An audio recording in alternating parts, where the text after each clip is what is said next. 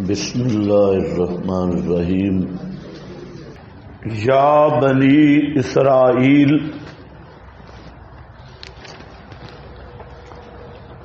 یہاں سے خطاب خاص شروع ہو رہا ہے۔ اس سے پہلے یا ایھا الناس اعبدوا میں خطاب عام تھا، اور یا بنی اسرائیل خطاب خاص۔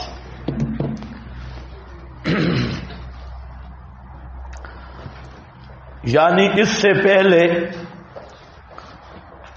دعوت توحید عموماً ذکر کی گئی، اب خاص کر علماء، نواب، پیر حضرات کو خصوصی خطاب کیا گیا۔ دوسرا فائدہ یہ سمجھے کہ سورۃ البقرہ یہ ابتدائی مدینہ میں نازل ہونے والی صورت ہے، ہجرت کے بعد۔ اس صورت میں علماء یہود کی خباثتوں کا ذکر ہے، اور علماء یہود کی سخت بے عزتی کی گئی ہے، ان کے پول کھولے گئے، ان پہ سخت فتوے لگائے گئے۔ اس کی وجہ حضرت شیخ القرآن رحمۃ اللہ علیہ فرماتے ہیں کہ اس کی وجہ یہ تھی کہ یہود کو مدینہ منورہ میں 3 تفوق حاصل تھے، 3 تفوق فوقیت۔ نمبر 1 تفوق علمی، مدینہ کے ارد گرد ان کے بڑے بڑے مدارس تھے، اور یہ بڑے بڑے علماء تھے۔ علمی سطح پر ان کا دبدبہ تھا، رعب تھا، اور لوگوں کے ذہنوں میں ان کی ہیبت تھی کہ او بڑے بڑے علماء، بڑے بڑے مفتی، بڑے بڑے شیخ التورات والانجیل۔ دوسرا تفوق ان کا تھا تقدس کا، کہ یہ قوم یہود وہاں کے ماحول میں نیک اور پارسا اللہ والے مشہور تھے، بزرگ۔ تیسرا تفوق مالی، کہ یہود پورے ایریا کی معیشت پر قابض تھے، باقی انصار مدینہ وہ یا تو ان کے مزیرے تھے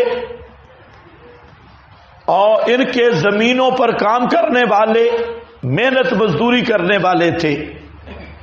تو یہ 3 تفوق یہود کے بہت زیادہ ان کا رعب تھا۔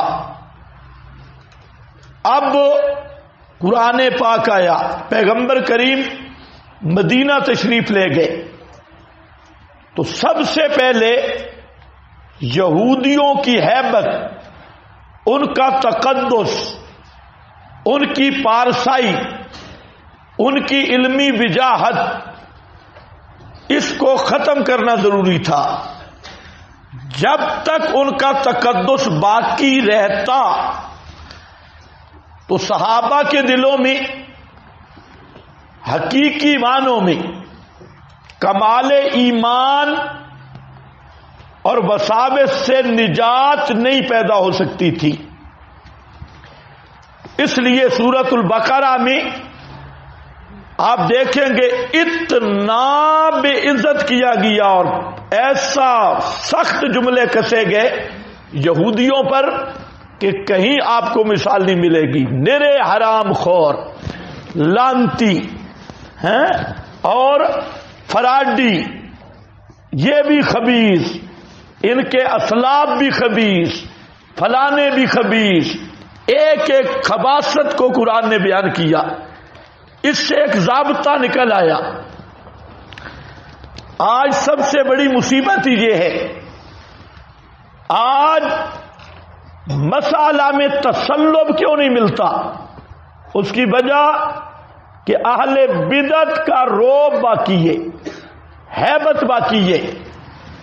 جب تک اہل باطل کی ہیبت اور روب، دبدبا، تقدس، علمی وجاہت یہ دلوں سے نہیں نکلتی، اس وقت تک تسلب فی توحید حاصل نہیں ہوتا. سنت کے ساتھ، توحید کے ساتھ محبت اور تسلب نہیں ہوتا. اب ایک بندہ مواحد ہے اور کراچی کے سامریوں کا اس کے دل میں تقدس بھی ہے، ملتان، لاہور، پشاور، یعنی بڑے بڑے جو ہے مدرسوں والے سوپر بیٹھے ہیں، اس کے ذہن میں ان کی ادب بھی ہے، تقدس بھی ہے کہ یہ بھی حضرت صاحب پیر طریقت ہے، یہ شیخ الاسلام ہے، اور یہ جناب حضرت اقدس ہے، وہ حضرت قدوس ہے، اور یہ حضرت کامل سید الاولیاء پیر طریقت فلاں فلاں. جب تک یہ بت ہیں آپ جو مرضی کرو، توحید دل میں بیٹھ نہیں سکتی اور سنت کی حلاوت بھی بیٹھ نہیں سکتی. اس لیے پیغمبر کریم نے سب سے پہلے ان بتوں کو گرایا جن کو لوگ سمجھ رہے تھے بڑے شیخ التورات. فرمایا نرے جاہلاں دے جاہل ہیں، اجہل الناس، نرے جاہل بھی نہیں بلکہ احمق، جن کو لوگ سمجھ رہے تھے اولیاء اللہ، بزرگ. فرمایا یہ تو ایسے حرام خور، بد باطن، خبیث، محرف، لانتی، اللہ کی لانتوں کے سارے سامان کو اکٹھا کرنے والے. اور یہ مقصد تھا ان کا تقدس نکل جائے، علمی روب نکل جائے، اور یہ کام ہوتا ہے بڑا مشکل. آج بدعت پہ رد کرنا آسان ہے، شرک پہ رد کرنا آسان ہے، لیکن بدعتی پہ مشکل ہے، ناممکن ہے. دوسرے تو دوسرے اپنے بھی بھاں بھاں کرتی ہیں، اپنے بھی او جی اتنے بڑے بزرگ کو جو کہنا تھا، نہیں کچھ اور کہنا تھا، انج نہیں کہنا تھا. اتنے بڑے بزرگ کو یہ کہہ دیا. اور کئی ایسے بھی الف لام والے معرب باللام ہیں، وہ تو کہتے ہیں جی مشرک، کافر. جتنا بڑا مولوی اس کا ادب احترام کرنا چاہیے، ادب و احترام تعظیم کرنی چاہیے. اب یہاں تک تو سب آ جاتے ہیں بدعتی لانتی، ہے نا؟ ہے کہ نہیں؟ اور جب بات آتی ہے بدعتی کون،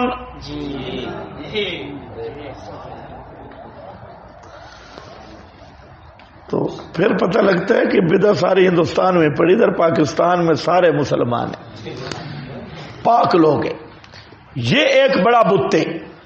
ملا مسجد مدرسے میں بیٹھ کے طالب علموں کا ذہن بنا رہا ہے حاکمیت پہ، طاغوتی نظام کا پیروکاری کفر ہے. اور جب طاغوتی رؤوس ائمۃ الطاغوت ان کی بات آتی ہے، کہتے ہیں یہ اولیاء اللہ.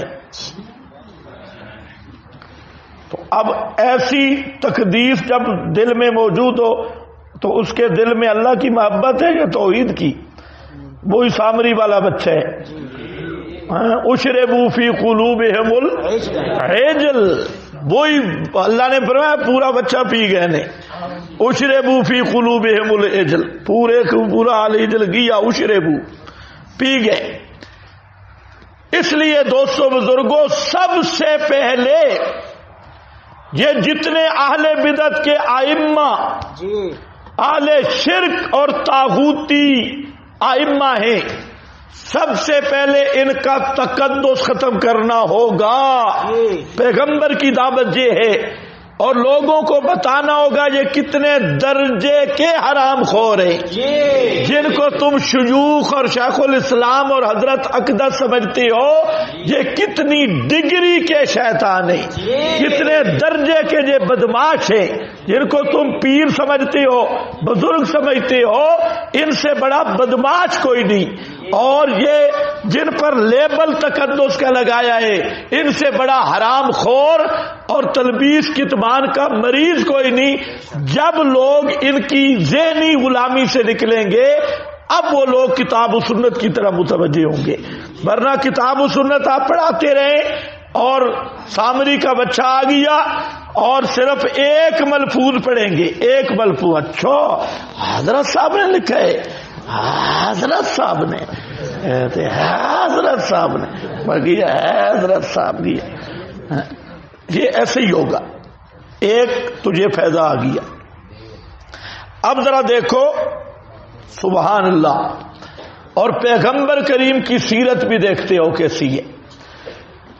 اب تک عوام الناس دعوت عام، اب صرف مولویوں کو ایمان کی دعوت دی جا رہی ہے۔ او مولویوں ایمان لے آؤ، او کراچی والوں جی، پشاور لاہور والوں جی،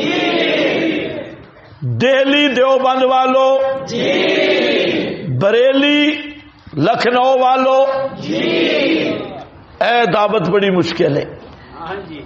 مولویوں کو دعوت، اور مولویوں کو کہنا آمنو آمنو، او مولویوں مومن بن جاؤ۔ اب یہ تب ہے نا کہ پہلے کافر سمجھے گا جی آمنو، اور جو پہلے اولیاء اللہ سمجھ کے بیٹھے ہے اس کو کیا کہے گا؟ آمنو۔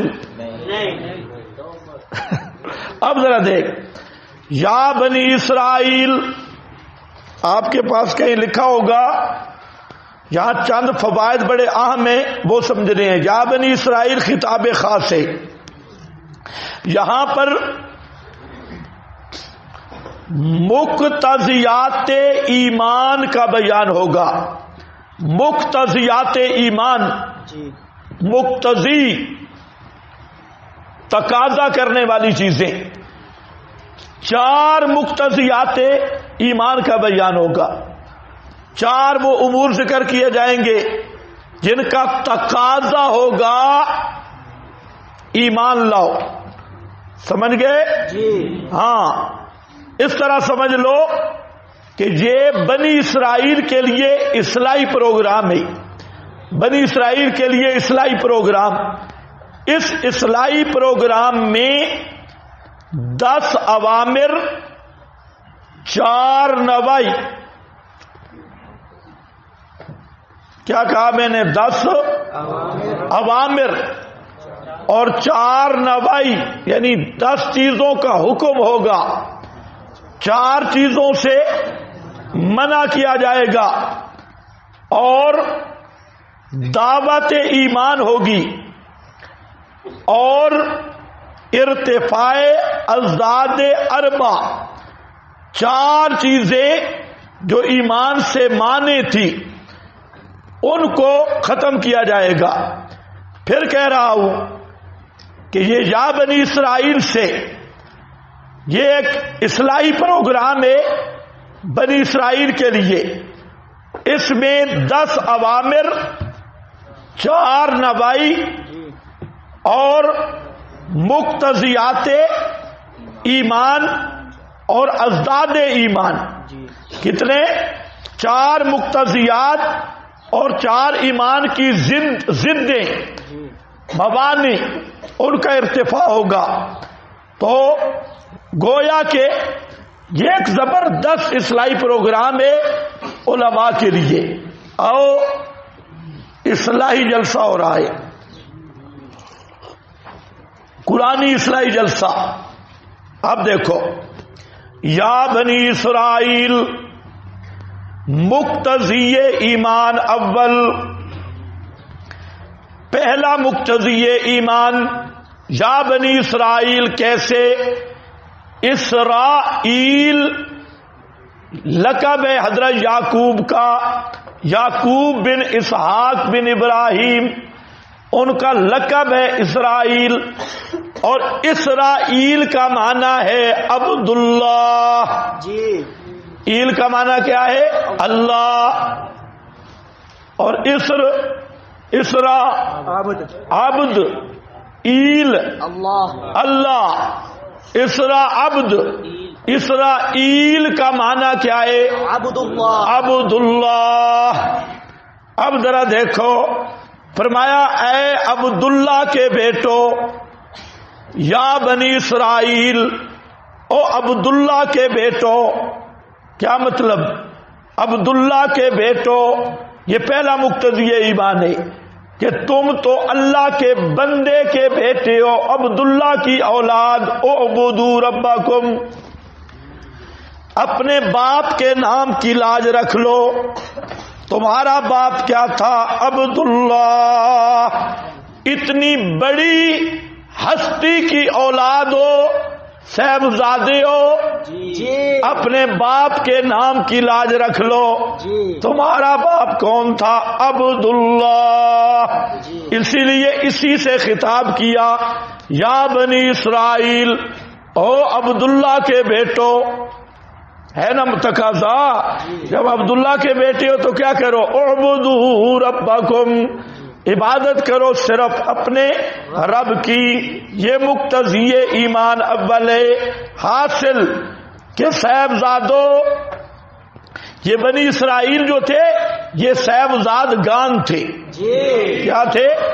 صاحبزاد گان تھے۔ اب ہم بھی اسی امتحان سے گزر رہے ہیں، ہمارا بھی واسطہ پڑ گیا کس سے؟ صاحبزاد گان پڑا ہے۔ گان کوئی لفظ الٹا سیدھا نہیں کرنا، صاحبزاد گان، صاحبزاد گان تھے۔ اس لیے اعوذ باللہ من تانگا بان و گاڑی بان و صاحب زاد گان حاضر زمان۔ اعوذ باللہ من تانگا بان و گاڑی بان و صاحب زاد گان حاضر زمان۔ دعا کرو مولویوں کی اولاد سیدھے راستے پہ رہے۔ اگر مولویوں اور پیروں کی اولاد گڑبڑ ہو جائے پورے دین کا ستیہ ناز سے۔ اور آج ہم یہی چٹی بھگت رہے ہیں۔ بھئی تو کون ہے؟ جی میں مولوی دا پتر ہاں۔ تو کون ہے؟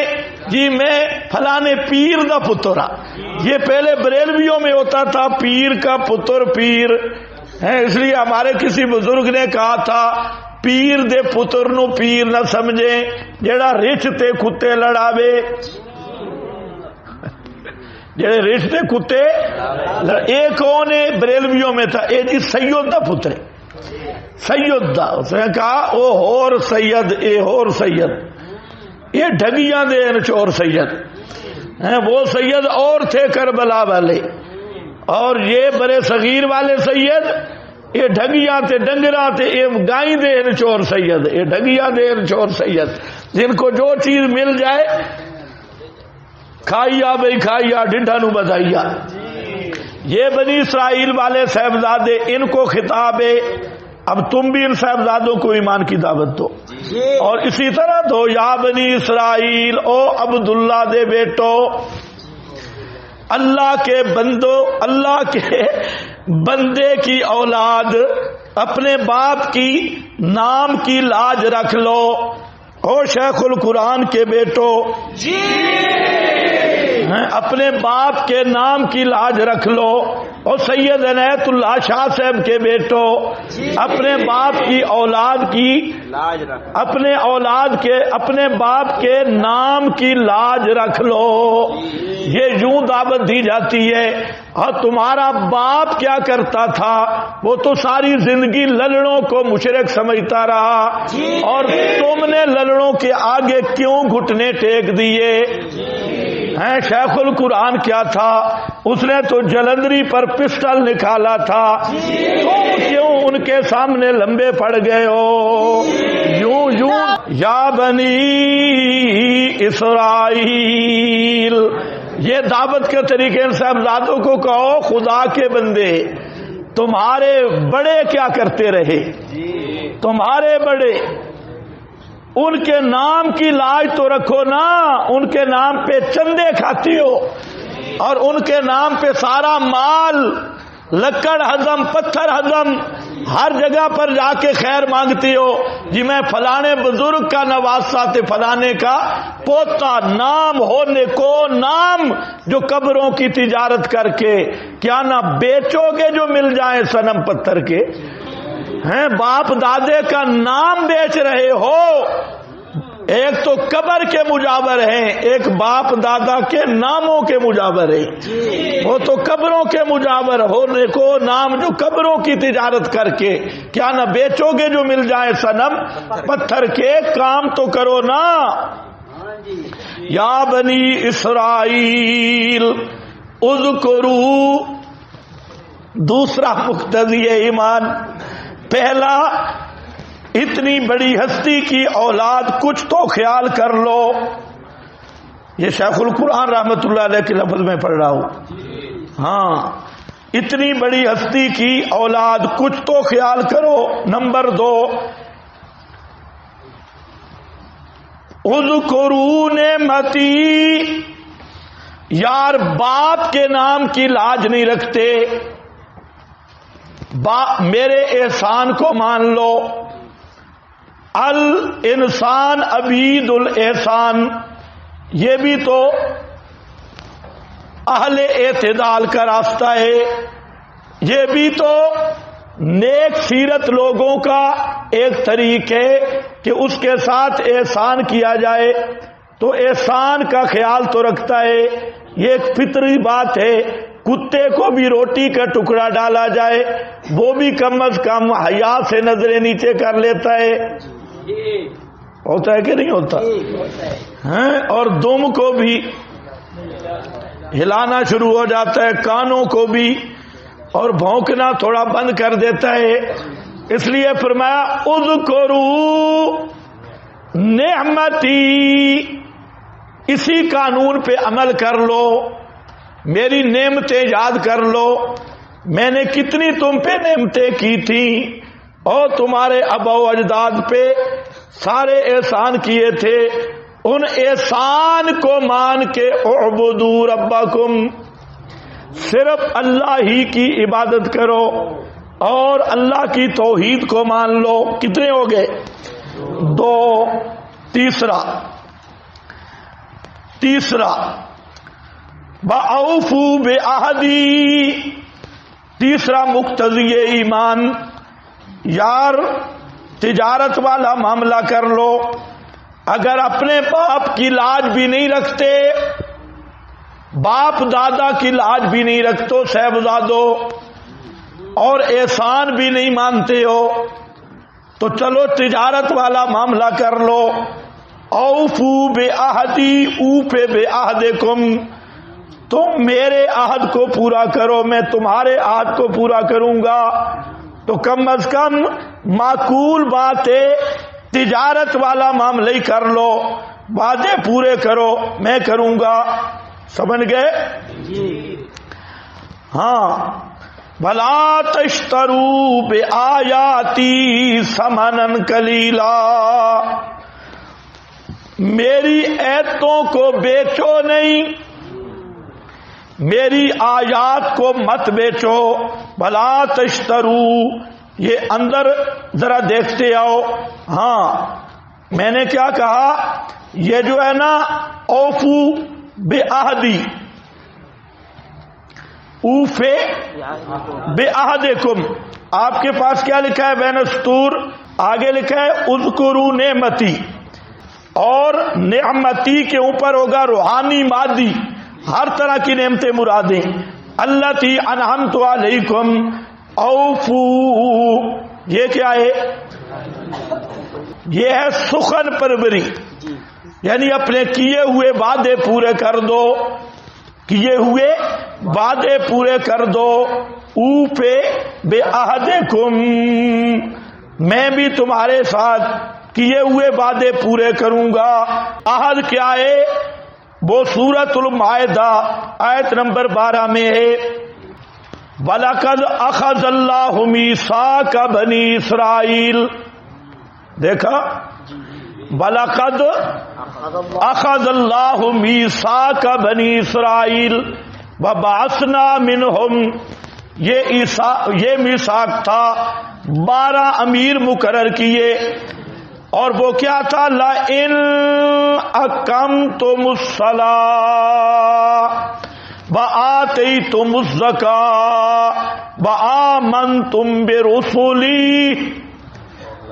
یہ پورا وعدہ ہے، آگے جا رہا ہے، تو یہ اقامتم الصلاۃ، اقامت الصلاۃ، یہی اقامت الدین ہے، اقامت التوحید، یہ وعدہ تھا نماز قائم رکھو گے یا پڑھو گے، تو جب قائم ہوگا تو اسی میں توحید بھی آ گئی، ساری چیزیں آ گئی، یہ ہے عہد پورا کرو۔ یہ عہد انجیل اور متی کی انجیل اور تورات میں موجود ہے، تورات میں اب بھی موجود ہے یہ عہد، اللہ نے لیا، اور قرآن میں بھی ہے، اس لیے اوفو بعہدی، اوفے بعہدکم، میں پورا کروں گا عہد، ایمان لائے نعمتوں سے مالا مال کروں گا، وَإِيَّايَ، یہ وعدہ بھی ہے، لو اقاموا التوراۃ وَلَوْ أَنَّهُمْ، یہ ہے اوفے بعہدکم، اقامت التوراۃ والانجیل اگر کر لو گے۔ لوگ کہتے ہیں جی اگر ملک میں اسلام نافذ ہو جائے معیشت کہاں سے آئے گی؟ یہ جو ہے نا پینٹ پتلون والے، تو یہ کمپنی، یہ ایک دن چلے گئے اس کے پاس، وہ جو رضوی تھا، خادم رضوی صاحب، اس کے پاس چلے گئے انٹرویو لینے کے لیے، تو کہتے ہیں اگر اسلامی نظام آئے، آپ کی حکومت آئے تو معیشت کیا ہوگی، معیشت کا کیا بنے گا پاکستانی معیشت کا؟ آگے وہ بھی محقق تھا، اس نے کہا ہم پورے ملکوں کو کہیں گے قرضہ معاف کرو، نہیں تو آیا ہی غوری، آیا ہی غزنی، آیا ہی فلاں، معاف کرتے ہو یا نہیں کرتے؟ یہ اس نے فارمولہ پیش کیا، لیکن صحافی کو بھی نہیں پتا تھا کہ معیشت جو ہے اس کو بیچارے کو کیا پتا، اسے پتا ہے 11ویں والا حلوہ کیسے تقسیم کرنا ہے، اسے ملک کی معیشت کا کیا پتا۔ اللہ تعالی نے ایک وعدہ کیا ہے اس امت کے ساتھ، جس کا بھی ایمان ہو، اور اسی آیت میں بھی ہے وَلَوْ أَنَّهُمْ أَقَامُوا التَّوْرَاةَ، صرف ان کی بات نہیں تمہیں بتایا گیا ہے، جو آدمی توحید و سنت کی اقامت کرے گا تو اللہ اس کی معیشت کو کبھی خراب نہیں ہونے دے گا۔ لَأَكَلُوا فراوانی ایسی ہوگی، من فوق کے معنی نہیں سارے چک آ گئے سن، دند آ جا سن سارے نہیں، آسمانوں سے بارشیں، زمین کے خزانوں کا اللہ منہ کھول دے گا، لیکن یہ کب ہوگا؟ اس کا ایک نمونہ دیکھ لو، عرب کی زمین آخری دور میں، جبکہ عرب کے پہاڑوں پر گھاس بھی نہیں ہے، خشک پہاڑ، پینے کا پانی نہیں، لیکن عربیوں نے ہمت کی اور محمد بن عبد الوہاب رحمت اللہ علیہ جو اپنے زمانے کے مجدد تھے انہوں نے محنت کی اور اقامت توحید صحیح معنوں میں اقامت توحید کیا. یہ جو طالبان ہیں نا یہ کچھ کرتے ہیں کچھ چھوڑ دیتی ہے، بت گراتے ہیں، مزار اب بھی باقی ہے. لیکن محمد بن عبد الوہاب آیا، اس نے آج تک مشرک کو جلانے کے لیے اس کا نام کافی ہے. آیا اس نے جتنے بڑے بڑے مزار تھے سب کو ختم کیا. تمہارے دیوبندی بھی پریشان ہو گئے، نام نہیں لیتا، بڑے بڑے بزرگ یہ ادھر سے بھاگے وہاں پہنچے اور جا کر منت کی کہ روزہ اقدس کو نہ چھیڑنا. منتیں کی، فلانے جو مزار گرائے انہوں نے کہا اور شاہ فیصل تھا، یہ بھی بڑا مجاہد تھا، انہوں نے کہا کہ سارے مولوی تم بڑے صغیر والے اکٹھے ہوئے ہو، قبروں کی تعمیر مزار بنانے پہ ایک نس پیش کر دو، مٹی کے گرائے ہیں سونے کے بنا کے دوں گا، ایک نس پیش کر دو. دیوبندی بریلوی سارے اکٹھے تھے، سب کا مطالبہ تھا یہ جی مزار نہ گراؤ. اس نے کہا جتنے گرائے ہیں ایک پیغمبر کے فرمان پہ گرائے ہیں. نبی پاک نے حضرت علی کی ڈیوٹی لگائی تھی اس آپریشن پر، اور حضرت علی نے ابو الحیاج الاسدی کی ڈیوٹی لگائی تھی کہ لا تدا قبرن، مشرف پڑھو، مشرفن کوئی اونچی قبر نہ چھوڑ، الا سبیتہ، اس کو برابر کر دے. یہ پیغمبر کی ڈیوٹی تھی. اب دیوبندیوں کے منہ بھی نیچے، بریلویوں کے بھی نیچے. بس ایک ہمارے بزرگ بولے، انہوں نے کہا نبی پاک کعبہ گرانا چاہتے تھے، فتنے کے ڈر سے انہوں نے کعبے کو پہلی تعمیر پہ نہیں کیا، اس لیے مہربانی کر بس آگے قدم نہ اٹھا، جو کچھ ہوا ہے یہاں تک روک. پورے دنیا میں شور مچ گیا تھا انگریز، تو خیر وہ پھر وہاں کچھ رکے، لیکن انہوں نے اقامت التوحید میں کمال کر دی. خدا کی قسم ایسا نظام قائم کیا. اور پھر لا اکلوا من فوقہم، وہی منظر بھی آیا. اللہ نے سعودیہ کے پانی کو سونا بنا دیا، اور سعودیہ معیشت کے لحاظ سے خوشحال ہو گیا. یہ ایک نمونہ ہے ساری دنیا کے لیے کہ انہوں نے توحید و سنت کو نافذ کیا، اور اللہ رب العزت نے اس زمین کو ایسا معیشت اور مال سے مالا مال کر دیا. امریکہ، برطانیہ، مغرب سب کا سب سعودیہ کا معیشت میں محتاج ہے.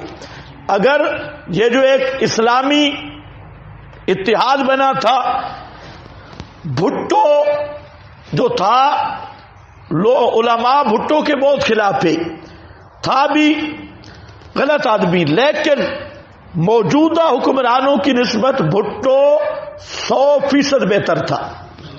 جو آج تمہارے ہاں حکمران ہیں ان سے بھٹو بہت زیادہ بہتر تھا. تو شاہ فیصل بھٹو وہاں گیا عرب میں، تو وہاں اس نے جا کر شاہ فیصل کو کہا یہ اسلامی سربراہی کانفرنس اور سارے اسلامی ممالک کا اتحاد، شاہ فیصل تھا ادھر پاکستان سے، بھٹو تھا. یہ کام اس نے بہت اچھا کیا. اور کام یہ کیا، وہاں سعودیہ میں پہنچ کر اس نے جہاں پٹرول وغیرہ یہ ہیڈ کوارٹر ہے وہاں داخل ہوا. شاہ فیصل کو کہا اس کو 5 منٹ بند کرنا ہے، میں نے سگریٹ پینی ہے. تو اب یہ بھی وزیر اعظم تھا، تو شاہ فیصل نے وہ پورا ہیڈ کوارٹر سیل کرایا کہ سگریٹ میں تو وہ آگ بھی لگنے کا خطرہ ہے. بند ہوا تو پورے مغرب میں شور مچ گیا، تاریں ہونے لگی کہ یہ ہو کیا گیا. تو بھٹے نے کہا میں نے سگریٹ نہیں پینی تھی، میں نے تجھے بتایا کہ پوری مغرب کی شاہ رگ پہ آپ کہاں تھے، اور پورا مغرب اب چیخ رہا ہے، 5 منٹ میں مغرب چیخ رہا ہے۔ یہ ہے آپ کی طاقت۔ میں آپ کو طاقت بتانا چاہتا تھا کہ سعودی عرب کی طاقت کیا ہے۔ تو اس پر پھر کام ہوا، لیکن جب امریکہ دہشت گرد گنڈے نے دیکھا کہ اسلامی ممالک جمع ہو رہی ہے، ان کے بینک اپنے، معیشت اپنی، تو اس نے فوراً ادھر بھٹو کو اڑایا، ادھر شاہ فیصل کو اڑایا۔ شاہ فیصل پر بھتیجا مسلط کیا تو وہ ادھر گیا، یہ ادھر گیا۔ اس کا یہ مطلب نہیں ہے کہ ہم کوئی بھٹو کی سیاسی تعریف کرتے ہیں، نہیں، یہ کام بے ایمان ہو کر بھی اس نے زبردست کیا۔ یہ کام تھا بے ایمان، لیکن یہ کام جو کیا ہے بہت اچھا کیا۔ تو امت مسلمہ کی بے حسی ہے، معیشت کا ڈر جی کھائیں گے کہاں سے؟ اللہ نے خود فرمایا لو انہم اقامت، یہ ہے اوفے بے عہدکم، یہ اللہ کا عہد ہے کہ ایک دفعہ تم توحید و سنت کی اقامت کر کے دیکھو۔ ابھی یہ طالبان ان پر امتحان ان کے اپنے بعض غلطیوں کی وجہ سے آیا، ابھی تک انہوں نے مزار نہیں گرائے، پہلی دفعہ بھی ایسے ہی ہوا تھا، بت گراتے رہے، اور جو شرک کے اڈے مزار ہیں، اور وہاں جو افغانستان میں تعویذوں کے اڈے، جادوگروں اور عاملوں کے اڈے، میں کہتا ہوں خدا کی قسم آج طالبان ان میں جو بدعتی ملے ہوئے ہیں، یہ بھی اللہ جہاں بدعتی ہو وہاں بھی اللہ کی نصرت نہیں آتی۔ آج طالبان بدعتیوں للڑوں کو نکال دے اور خالص توحید و سنت پہ آ کے ڈٹ جائیں تو اللہ ان پر بھی وہ بارش کرے گا۔ ابھی بدعتی موجود ہیں لیکن توحیدی وہ بھی موجود ہیں، ابھی پوری صفائی بھی نہیں، پوری اقامت توحید بھی نہیں، اس کے باوجود اللہ نے اتنی عزت دی۔ اور اگر مکمل تطہیر ہو جائے، بدعت ختم، شرک ختم اور توحید و سنت کی اقامت ہو، پوری دنیا پر یہ حکمران بنیں گے۔ اللہ ان کو توفیق دے۔ ہاں ابھی تو صرف جہاد والے ایک عمل کی اللہ نے برکت دکھائی ہے، لیکن یہ توحید والے عمل میں پکے ہو جائیں، کتاب و سنت کے نفاذ میں پکے ہو جائیں، پوری دنیا کو اللہ جھکا کے رکھ دے گا۔ لیکن اگر یہ تطہیر نہ کی تو خطرہ ہے کہ پہلے کی طرح جلدی سکوت ہوگا۔ یہ بھی ذہن میں رکھ لو، جب آدمی بغاوت کرتا ہے اللہ موقع دیتا ہے، جب توحید و سنت کے ساتھ بغاوت ہو تو پھر اللہ دشمن کو مسلط بھی کر دیتا ہے، اس آدمی کی پھر عزت بھی نہیں رہتی۔ اسی لیے ان کو ہم یہی کہیں گے اللہ نے آپ کو موقع دیا اور خالص کتاب و سنت اس کا نفاذ کرو، درمیان میں رلا ملا چھوڑ دو، اور یہ بدعتی للڑ ان کو بھی امریکیوں کی طرح ذبح کر دو۔ ہاں یہ گند بھی سائڈ پہ ہو اور تطہیر کرو، اور جیسے بت خانے گرائے اسی طرح جو بڑے بڑے دربار اور مزار ہیں ان کو بھی گرا دو، اور پیغمبر کی سنت کا احیاء کرو، اور اونچی قبریں گراؤ، مزار مجاور سب ان کو پھانسی پہ لٹکاؤ۔ اور یہ جو تعویذوں والے بیٹھے ہیں، مشکل کشا حاجت روا، وہاں پر دربار کھول کے زندہ مشکل کشا حاجت روا، ان کو وہاں کابل چوک پہ ایک ہی دن میں ذبح کرو، جیسے نبی پاک نے مدینہ کے یہودیوں کو ذبح کیا تھا۔ یہ کر کے دیکھو پھر بلو انہم اقاموا التوراۃ انجیل الیہم من، یہ لازمی ہے، یہ اصل مقصود کیا ہے؟ قرآن ہے۔ یہ ذرا کر کے دیکھو پھر معیشت کی تنگی دور ہوتی ہے کہ نہیں۔ ان کو یہی خطرہ ہے، اور جی سودی نظام ختم ہوا بینک کنگال ہو جائیں گے، فلانا نظام ختم ہوا فلاں ہو جائے۔ تم ایک دفعہ آؤ تو صحیح نہ آؤ۔ اللہ فرماتے ہیں کیا اوفو بے عہدی، اوفے بے عہدکم، تمہارے ساتھ کیے ہوئے وعدے میں پورے کروں گا، لیکن تم بھی تو انسان کے بچے بنو نا، ایک دفعہ خالص موحد بن کے آؤ۔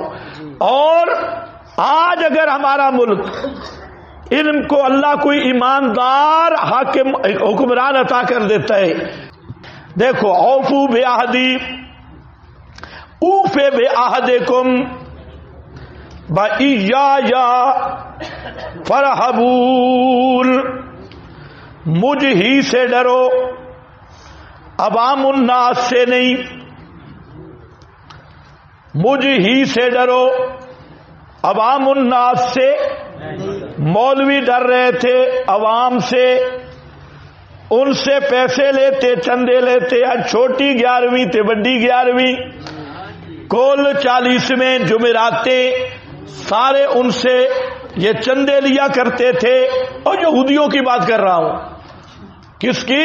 یہودیوں کی۔ ہاں، نکاح کے الگ فیس، جنازے کی فیس الگ، قبر میں مردے کو دفن کیا تو اچھاڑ کفن بھی لے آیا، وہ بھی ساتھ لے آیا بے ایمان۔ 40 دن کی روٹی بھی ملا کے گھر جائے گی تو مردہ بخشا جائے گا، ورنہ کام گڑبڑے ہیں۔ مولوی بھی اور مولوی کی زنانی کو بھی کپڑے بھیج دو۔ یہ سارے ملا ٹیکس یہ یہودیوں نے بنائے تھے۔ کیا میں نے لفظ بولا؟ ملا۔ جیسے آج ملا ٹیکس ہیں، یہ یہودیوں کے ٹیکس لگے ہوئے تھے۔ تورات شریف کے ختم، تم بھی پڑھتے ہو نا ختم شریف؟ ہاں، کئی بڑے بڑے اشاعتی بھی ختم پہ بیٹھے ہوتے ہیں۔ ہم پڑھتے تھے ایک اشاعتی مدرسے میں، تو پرانا دور تھا، وہاں پر ختموں کی منڈی لگتی تھی۔ ایک دن ہم بھی پھنس گئے تو وہاں ہم چلے گئے۔ اب منظر زبردست ہوا، ایک طرف اشاعتی طلباء بیٹھے تھے اور سامنے رضا خانی۔ 15 پارے انہوں نے پڑھنے تھے، 15 انہوں نے، مردے ہی خوش قسمت تھا۔ 15 آدھا ختم انہوں نے پڑھنا تھا، آدھا انہوں نے۔ خیر وہ ساتھی کہہ رہے تھے ہم ویسے نہیں جاتے تھے ختموں پر، اللہ کے فضل سے حضرت نیلوی شاہ صاحب رحمۃ اللہ علیہ سے جب سے دورہ پڑا تو اس وقت ہمیں پتہ چل گیا کہ یہ جو اجتماعی قرآن خوانی اجمی رسم بدعت ہے، اس کا شریعت میں کوئی اصل نہیں ہے۔ اس وقت ہی حضرت سے پتہ چل گیا۔ خیر لیکن طالب علم جتنا بھی ہو کچھ نہ کچھ تو شرارت کرتا ہے، تو ہم نے بھی کہا چلو ذرا جاتے ہیں۔ پتہ تھا ہمیں کہ وہ ہمارے قریب پڑوسی بھی آ رہے۔ خیر ادھر جب بیٹھے تو ہم نے پروگرام بنایا فل فور۔ جب بریلوی مولوی کی ٹوپی دیکھی، اس کی پورا ہفتہ اقسام تھا، وضاحت تھا، فوراً ہم نے پروگرام بنایا کہ ابھی ان کو روٹی نہیں کھانے دینی، پگانا ہے۔ حلوہ زبردست پکا ہوا تھا اور اس کی خوشبو آ رہی تھی دور دور سے۔ سب طالب علم وہاں، حس تیز ہے۔ ادھر جناب خالص بکرے تھے، او بڑے بڑے کٹوے چڑھے ہوئے تھے، کٹوے والے گوشت، اور ان کی بھی بڑی بھینی بھینی خوشبو آ رہی تھی۔ ادھر اشاعتی طالب علم، ادھر بریلوی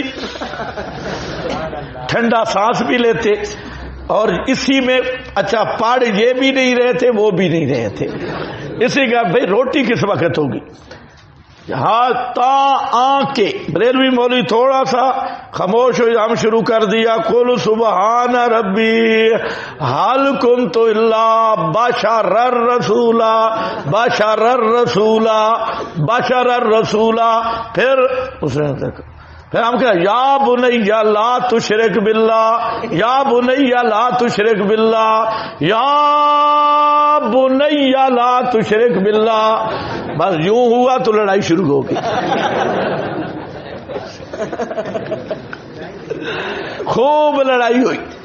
تو ہمارا محتمم جو تھا وہ نیک آدمی تھا، بزرگ تھا، تو لوگوں نے دیکھا، اس نے کہہ دیا، اور ملک آ گیا جس کے گھر ختم تھا نا، وہ چودھری خان تھا، وہ آ گیا، یہ کیا ہو گیا؟ تو ہمارے محتمم نے کہا بھئی ہمارے طالب علم تو بہت شریف ہے، تو انہوں نے کوئی شرارت کی ہے۔ تو وہ زیادہ جمعہ بھی ادھر پڑھتا تھا ہمارے اس مدرسے میں، تو اس نے جب سنا، ادھر دیکھا تو ہم سارے شریف بیٹھے تھے، ادھر دیکھا تو وہ بیچارے لگی ان کو زیادہ تھی، اس میں بھی شک نہیں ہے، کیونکہ ان کا تو لڑنے کا پروگرام ہی نہیں تھا، اور ہمارا پروگرام پہلی نیت ہی یہ تھی کہ آج ختم کی حقیقت واضح کرنی ہے۔ تو خیر بڑے جھگڑے کے بعد ہمارے محتمم نے شہادت دی، بھئی ہمارے جو طالب علم ہیں یہ بہت متقی، نیک اور شریف ہے، اس لیے انہوں نے شرارت نہیں کی۔ بس ملک وہ خان تھا، اس نے بریلوی طالب علموں اور مولوی کی بڑی بےزتی کی اور کہا دفع ہو جاؤ، تمہارے ختم کی ہمیں ضرورت نہیں۔ انہوں نے کہا ہم نے جو پڑھا ہے ہم ختم نہیں دیں گے۔ اس نے کہا نہ دو، ہم ان سے 15 اور بھی پڑھا دیں گے، اور 15 بھی یہ پڑھ لیں گے۔